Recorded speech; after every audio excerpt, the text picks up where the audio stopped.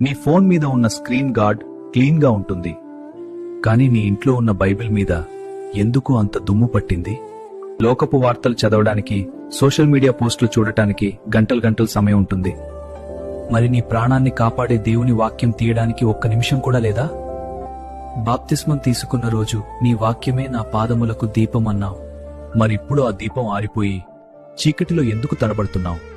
వాక్యం లేని క్రైస్తవుడు తూటాలు లేని తుపాకీ లాంటివాడు.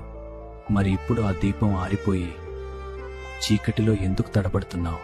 శోధన వచ్చినప్పుడు దేవుడు నన్ను కాపాడలేదు అని ఏడుస్తావు, కాని ఆయన నీతో మాట్లాడాలని ఇచ్చిన ఉత్తరాన్ని మాత్రం నువ్వు విప్పి చూడవు. నీ ఆత్మ ఆకలితో అలమటిస్తోంది, గమనిస్తున్నావా? కీర్తనలు 119 ఏం చెబుతుందంటే, నీ వాక్యము నా పాదములకు దీపమును, నా త్రోవకు వెలుగునై ఉన్నది. వెలుగులేని చోట నువ్వు నడవగలవా?